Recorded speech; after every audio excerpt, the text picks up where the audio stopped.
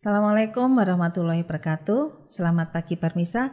Salam sejahtera untuk kita semua. Salam. Di pagi hari ini masih di bulan Ramadan. Kita umat muslim yang masih menjalankan ibadah puasa, ada saudara kita dari umat Kristiani yang sebentar lagi akan merayakan Hari Raya Paskah.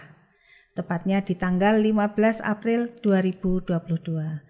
Dan untuk lebih kita mengetahui sebagai edukasi dan pengetahuan kita, khususnya umat Kristiani, di sini saya akan menghadirkan salah satu dari, bahkan satu-satunya pengawas pendidikan agama Katolik yang ada di wilayah Kota Madiun.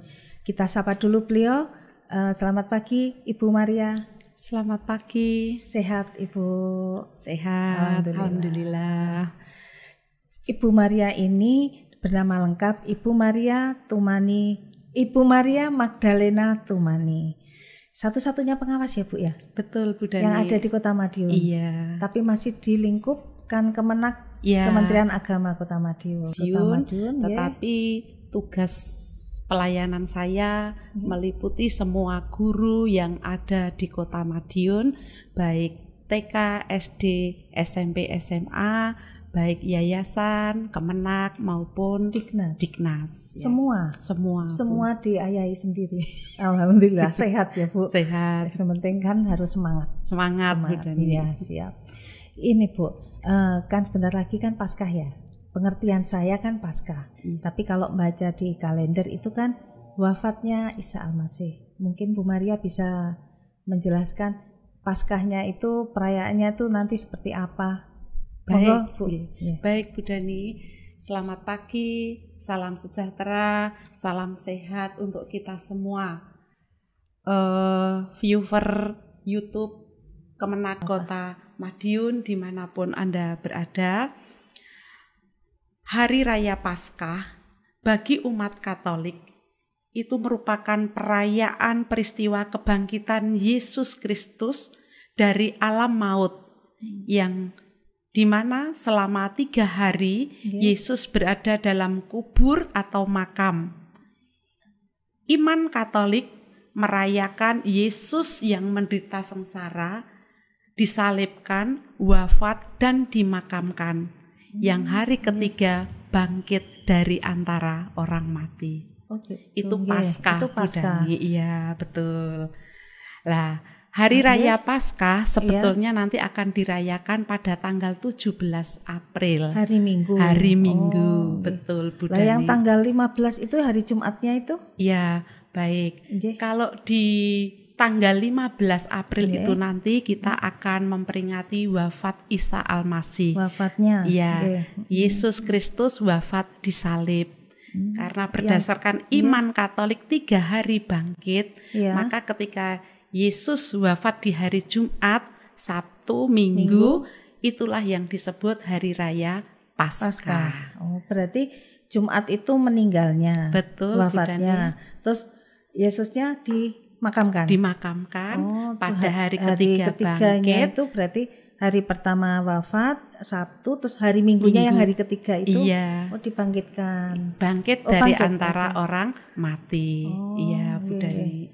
Jadi kalau selama ini saudara-saudara mengatakan kalau Paskahnya di hari Jumat itu perlu dibenahi karena Paskahnya itu selalu jatuh di hari Minggu setelah hari Jumat wafat Isa Al-Masih. Lah, di hari wafat Isa Al-Masih itu kita biasa menyebutnya Jumat Agung. Karena pengetahuan kita semua mungkin juga yang lainnya kan taunya Paskah, libur Paskah gitu kan. Ternyata Paskahnya itu di hari Minggunya. Ya, di hari Minggu, hari ketiga setelah Yesus wafat. Itu setiap tahun juga tanggalnya juga sama, Bu? Tidak mesti Bu Dani kalau tanggalnya, tetapi kalau kebangkitan Yesus itu selalu di hari Minggu. Sedangkan wafat itu selalu di hari Jumat. Karena kita kan menurut kalender liturgi itu penanggalan yang khusus dipakai oleh Gereja Katolik di dalam menentukan masa-masa peribadatan. Itu setelah Jumat Agung 3 harinya Paskah. Tapi kalau Natal itu mesti tanggal 25 ya, Bu? Iya, Beda kalau ya? tanggal 25 itu pasti Natal. Iya. Okay. Terus ini Bu, dulu kan saya waktu masih kuliah ada kos, kan mesti kos ya, karena kan di luar dari Madiun. Itu teman-teman kos saya itu kebanyakan kan umat Kristiani dan terutama Katolik, karena mereka dari Kupang, kebanyakan dari Kupang. Memang kos saya itu dekat dengan Universitas Katolik Sanata Dharma. Itu mereka sebelum Paskah itu kayak pulang dari gereja itu bawa daun palem itu loh. Yeah. Itu ada maknanya itu, Bu. Iya, Bu Dani. Yeah. Jadi begini, pertama yang perlu saya jelaskan bahwa di gereja Katolik itu memang banyak simbol, banyak tanda, banyak sarana yang dipakai untuk mendatangkan rahmat Tuhan. Oleh karena itu, sungguh gereja Katolik itu punya kekayaan yang luar biasa tentang simbol, tanda, sarana itu. Salah satunya palem ya, kalau ya palma. Lah, itu memang merupakan satu rangkaian di dalam merayakan Paskah. Jadi sebetulnya Bu Dani, sebelum hari raya Paskah itu ada kurang lebih 40 hari atau 7 minggu umat Katolik itu memasuki yang namanya masa prapaskah atau masa pertobatan. Berarti saat ini pun masih dalam masa prapaskah. Betul sekali Bu Dani. Sekarang ini masih dalam masa prapaskah.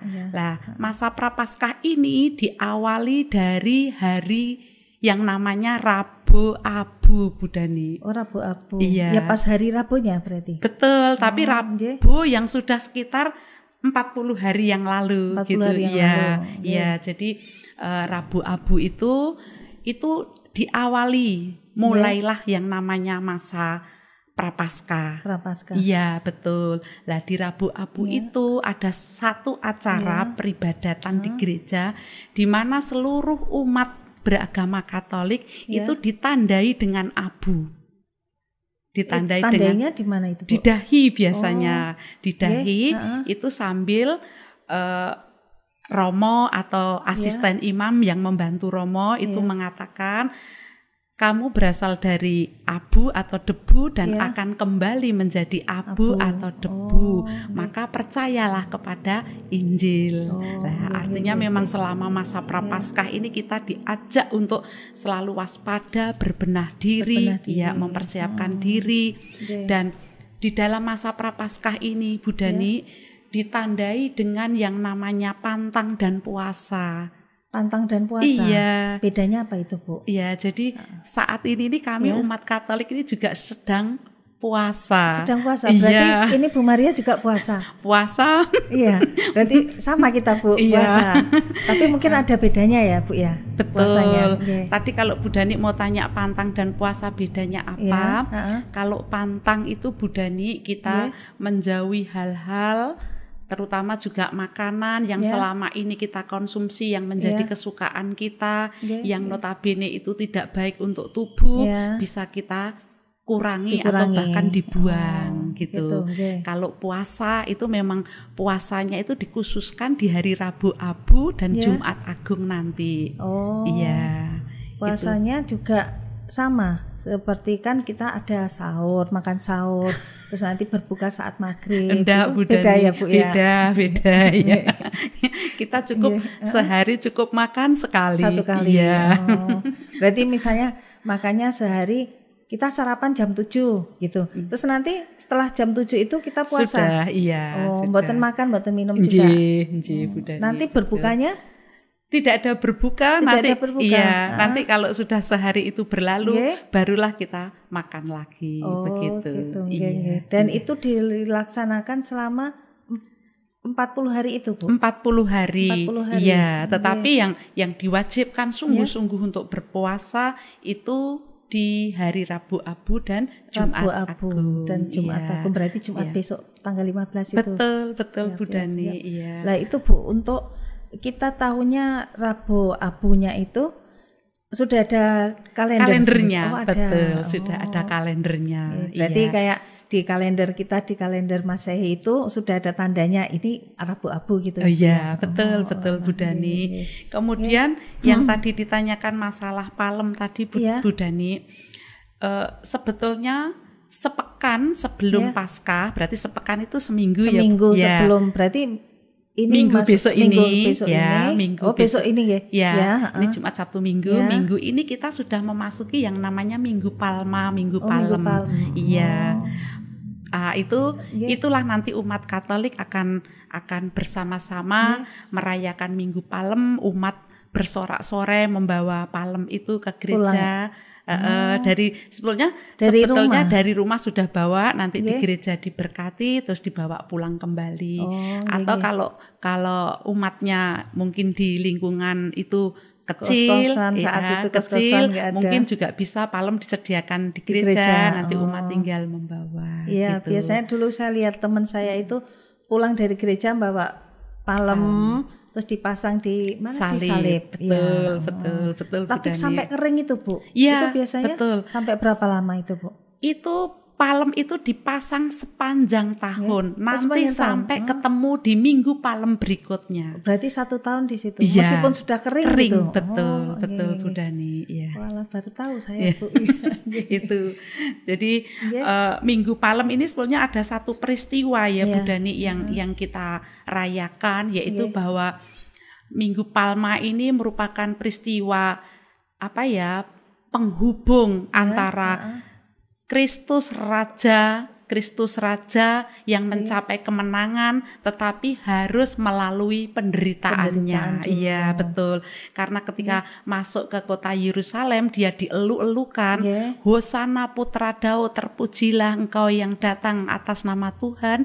Tetapi berikutnya nanti di Jumat Agungnya itu Yesus harus wafat, Yesus harus menderita, Yesus harus disalib bahkan dimakamkan. Ya, betul Bu Dani. Lah, itu kalau saya pernah mungkin juga lainnya lihat ya Bu ya. Yang Yesus bawa salibnya itu. Di Jumat Agung itu. Iya, di Jumat Agung. Makanya kalau di Jumat Agung itu Bu Dani amati di televisi mungkin banyak visualisasi Bu Dani yang umat Katolik membuat visualisasi itu bagaimana dulunya Yesus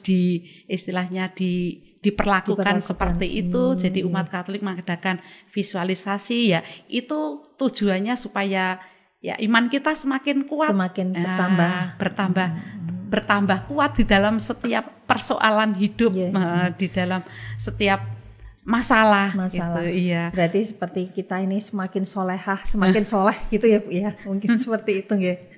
Terus ini Bu, kan kalau di Paskah itu sebelumnya mungkin ada kayak telur-telur dan hiasan-hiasan, mungkin ada kelinci juga. Itu ada maknanya itu Bu. Begini Bu Dani, seperti yang saya katakan bahwa gereja Katolik itu kaya akan tanda, simbol, sarana. Tetapi untuk ini namanya telur, terus kelinci, gambar kelinci gitu itu sebetulnya simbol tapi yang tidak dipakai di dalam peribadatan. Di dalam peribadatan tidak ada telur-telur, tidak ada. Tetapi kalau di luar peribadatan itu memang biasanya juga dipakai. Tetapi memang secara umum telur itu bisa dipandang itu kan bakal kehidupan baru, kehidupan baru dari telur itu. Karena makna Paskah salah satunya kita hayati bahwa Paskah itu memang membawa harapan baru, membawa kehidupan baru. Itu Bu Dani, makanya menggunakan telur, menggunakan kelinci simbolnya. Yang gampang berkembang, mudah berkembang. Kalau kelincinya itu yaitu binatang yang mudah tumbuh, mudah berkembang. Sekali beranak kan banyak. Sekali beranak banyak. Nah, masih ada satu lagi Bu Dani yang tadi ditanyakan rangkaian Paskah tadi selain Minggu Palma, Palm Sunday biasanya orang bilang Palm Sunday. Itu berikutnya nanti di hari Kamis, hari Kamis Bu Dani. Itu kita sering menyebutnya Kamis Putih.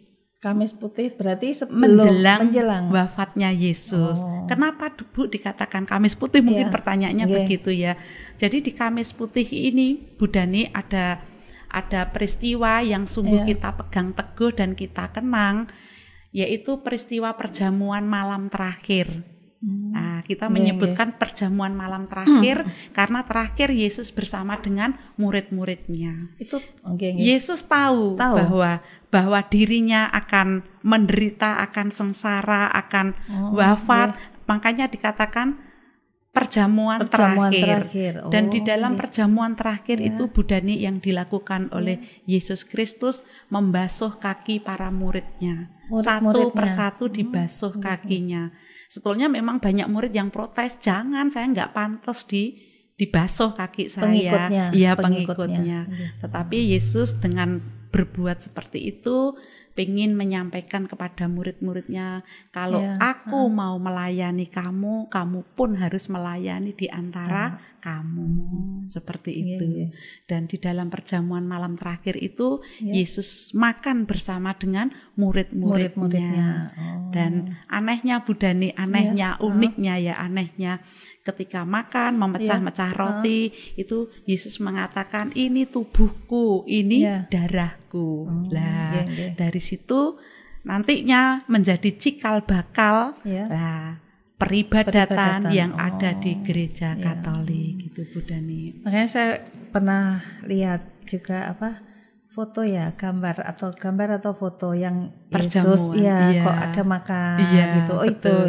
Betul Bu Dani. Jadi itu dilaksanakan menjelang Yesus wafat. Berarti hari Kamis ini makan bersama, besoknya wafat. Terus ini Bu, kan ini kan wafatnya Isa Al-Masih gitu ya Bu ya. Terus di 1 bulan lagi ada hari libur juga itu Bu. Itu kenaikan atau kebangkitan itu Bu? Baik Bu Dani, terima kasih. Jadi begini, setelah tadi saya katakan kalender ini sedang masa Prapaskah, terus nanti ketika hari Minggu Paskah itu kita akan masuk namanya masa Paskah. Masa Paskah ini Bu Dani berlangsung selama 50 hari ke belakang. Ke depan. Ya, ke belakangnya kan sudah Prapaskah.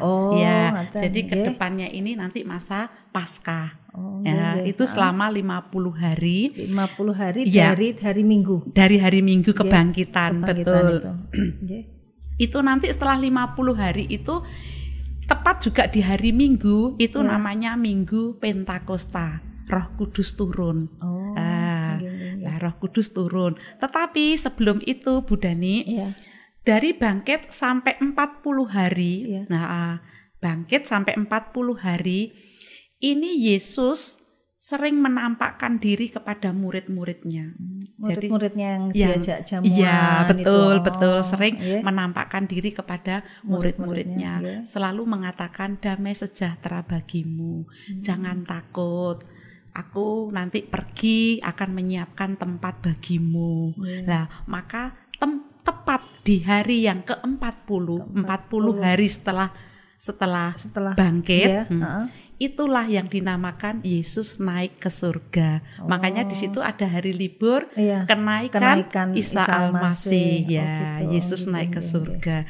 Jadi pesan-pesan indah yang disampaikan kepada para muridnya ketika masih hidup bersama di dunia, selalu mengatakan jangan takut, saya akan mengirim penghibur untukmu, saya pergi untuk menyiapkan tempat bagimu.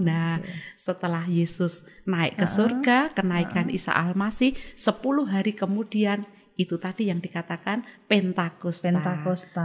Roh Kudus turun di atas kita semua, begitu Bu Dani. Itu nanti perayaannya juga meriah seperti, kan kalau saya lihat ya Bu ya, Paskah itu kok meriah. Teman saya itu loh Bu, saya lihatnya karena dulu lihat ya Bu ya, teman, teman kan mayoritas di kos saya itu umat Katolik. Itu Paskah itu juga meriah. Saya kan terus gini, yang mau saya tanyakan, izin ya, mohon maaf ya. Iya Bu Dani. Itu kan wafatnya Isa Al-Masih, tapi kok mereka seperti bersukacita. Itu benar atau enggak itu Bu? Saya kok sampai bingung itu Bu. Baik Bu Dani. Itu tadi sekali lagi gereja Katolik itu juga kaya raya dengan hari raya. Sebentar lagi dirayakan memang dengan penuh sukacita. Tetapi ketika wafat Isa Al-Masih, Jumat Agung sampai Sabtunya, Sabtu dikatakan Sabtu sunyi, kita itu masuk ke keheningan, yang mendalam, merenungkan kematian Yesus. Tetapi Bu Dani jangan lupa di hari ketiga bangkit itu yang membawa sukacita. Makanya setiap hari Minggu kita perayaan misa itu istilahnya ya Paskah kecil, merayakan ya kebangkitan. Betul. Maka Bu Dani tidak salah kalau kita nampak sukacita. Iya makanya saya ini wafat tapi kok sukacita perayaannya gitu. Karena saya lihat umat Katolik kan selalu seneng ya Bu ya, selalu sukacita itu loh. Hari Raya Paskah ini memang apa ya Bu Dani, hari raya yang agung. Istilahnya semua umat itu bergerak untuk mempersiapkan ini, ambil bagian. Jadi istilahnya kita bersama-sama bergerak. Makanya nampak sekali. Nampak sekali. Dan hari raya yang ada di gereja Katolik ini yang sungguh agung itu adalah memang Paskah. Walaupun hari raya yang lain tetap dilaksanakan tetapi dengan cara peribadatan. Begitu. Seperti Natal itu dengan peribadatan. Iya juga. Terus ini Bu, ini kan masih antara kita menuju normal ya. Masih pandemi. Ini nanti perayaannya di gereja bagaimana Bu? Ini kan di Madiun kan cuma ada 2 ya, gereja Katolik cuma 2. Perayaan Paskahnya nanti apa harus Jumat itu datang semua? Sementara kan kita masih belum normal. Karena mungkin terbiasa kemarin kita ada jarak, ada jam-jamnya gitu kan. Itu gimana Bu? Begini Bu Dani, sebetulnya sebelum masa pandemi maupun pandemi ini. Peribadatan yang diadakan di gereja itu kan tidak cukup hanya sekali. Kalau hari Minggu itu bahkan di gereja Cornelius itu sampai 4 kali. 4 kali dalam satu hari. Dalam satu hari Minggu itu. Iya betul. Nah ini karena pandemi, gereja kita tetap menjalankan protokol kesehatan. Himbauan untuk umat yang merasa sakit, merasa flu, usia yang sudah rentan, memang tidak diwajibkan untuk ke gereja. Berarti cukup di rumah, masih bisa online. Tetapi umat yang sungguh-sungguh siap untuk berangkat ke gereja, itu pun memang juga digilir. Ada kartunya Bu Dani. Pakai kartu. Iya betul. Jadi dibagi per wilayah, kemudian diberi kartu yang berbeda-beda tiap wilayah, jamnya juga berbeda, sehingga kalau lihat kartunya, ini kartu jam ini tidak mungkin bisa masuk di jam pagi, ini. Misalnya saya dapat kartu merah, nanti jamnya siang, berarti nggak bisa pagi. Iya betul, tetap kita menjalankan protokol kesehatan dengan jadwalnya juga diatur, umatnya yang datang juga dipantau, betul Bu Dani, dengan kapasitas yang ada di gereja gitu. Di 2 gereja itu sama. Iya sama. Iya. Alhamdulillah banyak tambah pengetahuan ini Bu. Mungkin ada lagi yang bisa disampaikan atau mau disampaikan sama Bu Maria kepada pemirsa. Monggo, nggak apa-apa. Kan untuk umat Kristiani yang lain dalam menyambut Paskah ini, apa yang mau disampaikan? Baik, para viewer dimanapun berada melalui channel YouTube Kementerian Agama Kota Madiun, khususnya umat beragama Katolik, mari momen Paskah ini kita gunakan sebaik mungkin, apalagi pandemi sudah mulai melandai, kita bersama-sama kembali merayakan iman kita di dalam perayaan Paskah dengan tetap menjalankan protokol kesehatan. Kita yang sungguh-sungguh sehat, mari kita gunakan waktu setiap hari Minggu membiasakan diri untuk kembali melakukan peribadatan. Amin. Itu Bu Dani. Oke. Bu, satu lagi. Tadi saya mau tanya yang tadi dulu. Apa? Tantangan. Pantangan. Pantang. Iya. Pantang. Pantang. Iya. Pantang makan, pantang lain-lain. Iya, begini Bu Dani tertarik dengan pantang ya. Iya. Jadi antara puasa sama pantang itu. Jadi iya. begini, namanya pantang, termasuk pantang menyerah ya. Iya. Pantang mundur. Pantang mundur. Harus maju ya Bu ya. Pantang menyerah, pantang mundur. Jadi pantang ini adalah perbuatan yang kita hindari dari hal-hal yang kita sukai, yang notabene itu tidak bermanfaat untuk kita. Contoh Bu Dani, di masa Prapaskah ini misalkan kalau hari-hari kita ini suka di depan televisi sampai ndak pindah-pindah, kita bisa mengurangi itu. Anak-anak muda yang biasa misalkan nge-game yang tidak kenal waktu, di masa Prapaskah, di masa puasa ini kita ajak anak-anak kita untuk mengurangi hal-hal seperti itu. Contoh tadi yang sudah saya sebutkan juga mungkin bapak-bapak yang suka merokok Bu Dani, mungkin sehari sampai satu pak 2 pak habis di masa Prapaskah, masa pantang itu. Ayo kita kurangi, syukur-syukur kalau nanti terus bisa ya. Betul. Terus seperti ibu-ibu begini Bu Dani, mungkin yang suka ngerumpi, yang suka omong kosong yang tidak ada manfaatnya, ayo kita dikurangi. Nah, begitu. Syukur-syukur nanti terus jadi baik. Ya, betul, amin. betul, Kan harapan kita seperti itu, menjadi lebih baik lagi. Iya. Demikian pemirsa, obrolan kita pagi ini dengan Ibu Maria Magdalena Tumani, salah satu-satunya pengawas pendidikan agama Katolik yang ada di Kota Madiun. Terima kasih atas waktunya Bu Maria. Sama-sama. Salam sehat selalu. Amin. Semoga keberkahan selalu. Amin Bu Maria dan keluarga. Amin. Sekian yang bisa saya sampaikan. Saya Dani Primasari Narendrani dari Kemenak Kota Madiun Creative Studio menyampaikan terima kasih. Wassalamualaikum warahmatullahi wabarakatuh.